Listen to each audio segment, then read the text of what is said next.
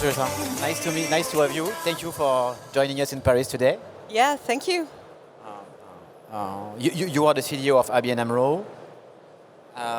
And the idea of today is to talk about how AI reinvent digital interaction within the bank. So if we go directly to the topic, ABN AMRO was probably was very in the forefront of digital transformation and AI transformation. So with AI, with agentic AI, with new conversational AI, if we go in 3 years, 4 years, 5 years from now, how do you see the evolution of digital interaction?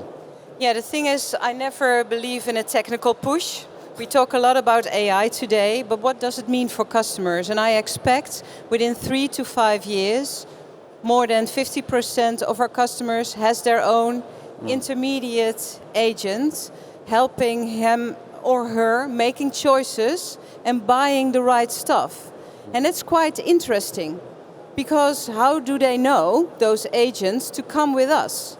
So it has a huge implication in how we have to build our bank, but also how we need to be present in marketing, being the first one really taking on that question and getting the question into our bank, which will be challenging. So if we go now more in the present, in right now, how do you see an evolution in your relational model when you think about human AI agents? What is the impact for you now? Well, the thing is, I think we're now 25 years in digitalization, and I would have expected that anything would be digitalized.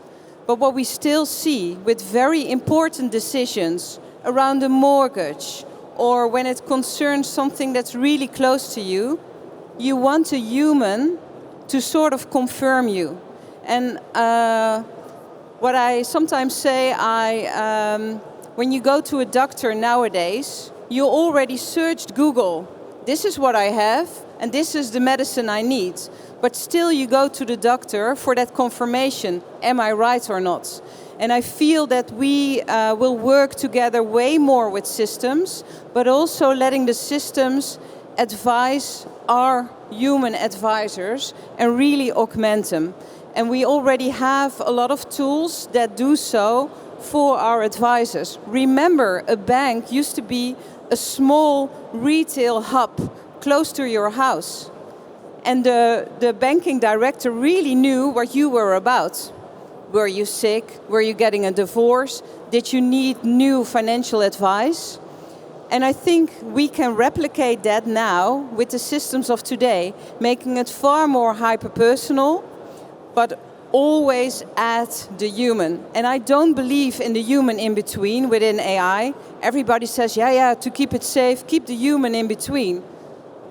But that failed for us because we were setting up our conversational interface, connecting to millions of customers, how to put a man in between, which is not doable. So we really need to look for different ways to control that for our customers. Do you mind if we go a bit emotional? Do you mind? Let's talk about fear. Maybe some customers, and you tell me if you're okay or not, but some of your customers can be afraid of letting an AI, an agent, decide for them where to invest. Sorry. So, how do you make sure that you provide a safe environment to your customer in ABN AMRO? Yeah, well, fear is difficult in banking. I don't run on fear. I run on chances. And the thing is, I think it's utopia to get your customer to really understand how AI works. And they should not care. They should be able to trust us as a bank, finding out the right solution for you. That's why they pay us. But also they can't be bothered. I mean, how many times do you think, oh, how is my bank coming to this advice? You don't. You never do so unless you're in finance. Then we think it's very interesting. But for most of our customers, I try to cater for the customer that is lazy which almost every customer is. So I think it's far more important to create a very transparent insight in what kind of data have you granted us. So you have your personal environment and you really understand what you share with us, but also that where we try to explain how we take your personal data together with the financial advice we have and try to create a transparent overview. But that's difficult in itself because most customers really are not interested. And I think they're right. They need to be able to trust us. And the only thing we have as a bank against machines is our ethical responsibility. And I think ethics, that's the main thing to really be in control, but also being able to explain to our customers how we work and how we keep them safe. I don't know, do you think the same? I do. I do, but you talk about the customer. I would like to do the same with your employee. How do you make sure that your employee follow you on this journey? Yeah, well, when we started with Gen AI, the swift rise, I think, surprised us all. And in fact, we were as happy as every other company. We're like, whoa, all these possibilities. So we granted people all kinds of use cases and created chaos. And I was like, oh my God, I got 128 ideas in for using Gen AI, which was a mess. It really wasn't a future-proof setup, but what it created was loads of awareness. And then we shifted that model from all these use cases to a capability model. And we looked behind all those use cases, what is the capability that we can use and reuse for our bank? And one of the first one was a very simple one, you probably all know it, is summarization. We scored huge value with auto summarization, using it everywhere where we interact with customers, which saved us a lot of money. And then we went to the next step. So we asked, as a sort of competition to our co-workers, can you think of a value case? And then we can grant you a license for Copilot or whatever tool you need to build this. So we went from awareness to actually knowledge. And I feel that we really have to get this motor started. What we don't do is, this is Gen AI, we refer to our IT department. Everybody within our bank can come up with use cases, can get license, but also is obligated to create value. Because what happened in the first year, we had a lot of trial and error.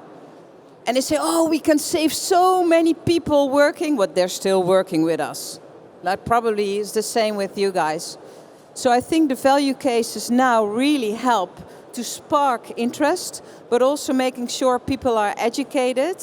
And we're now moving into the third step, is really center of knowledge around how can we apply it to our co-workers, how can we use Gen AI to build better customer experience, and the third one, how can we use it to build, new business models.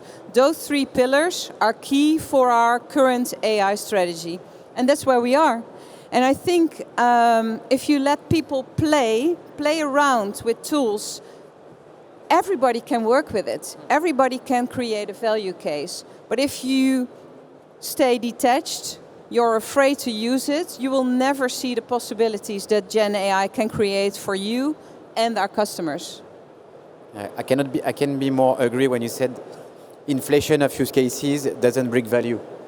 But just coming back on one of your points, you touch a very important topic, which is the relation between AI and human. How do you see this right now in ABN, and maybe to open up the discussion, how do you see this in the future? Yeah, I would love to have this discussion with you as well. I think humans will stay important, but even more so, looking at that triangle we talked about between machines, humans and organization, two things spring to mind which will be very important. Because in 2030, I think half of our customers will be represented by machines. So machines need to be able to really listen in to our services. So we're building on that to create an open relationship with machines, but also we need to be able to really make clear what our brand is about, that we have a total brand which represents our services, and that we can connect that knowledge to machines as well. Why will the humans be important? Because human build brand value. So I think our human advisors will be augmented. They will have more time to spend on our customers, but they will be there. They are part of our delivery model. And I feel that also neobanks are looking into where do we need to add humans once we go into the more high-value products like mortgages. We have a huge mortgage portfolio, and we do a lot with Gen AI, but people stay important. Even youngsters, the younger generation surprised me. If I look at our research at ABN, there are even more youngsters willing to talk to a human advisor when it comes to buying their first house, instead of do it fully digitally. We try to set it up fully digital, but up till now, it failed. In the process, human hands and human advice and human, calmness and profession is really needed, taking huge life decisions. So I see a great cooperation between machine, customer, and us. So great, okay. But you saw some evolution in some jobs, but do you see some new jobs arriving? Well, we already have a lot of new jobs in there, but I think they will revert to normal skills. At first, we expected to hire a lot of prompt engineers. That didn't happen. We just got better at prompting ourselves. And due to the fact that we have a hard time getting a data scientist in, other IT-related professions, because we are all fighting for the same. So at our bank, we firmly believe in upskilling, making sure that everybody is able to create the right prompts and work with new techniques. And I think also being aware that most of us have to work till they are 70, we better upskill instead of trying to get people in that have that different skill. So it's a very enthusiastic present and future. So thank you very, very much, Jorisa. Thank you. You're welcome. Thank you.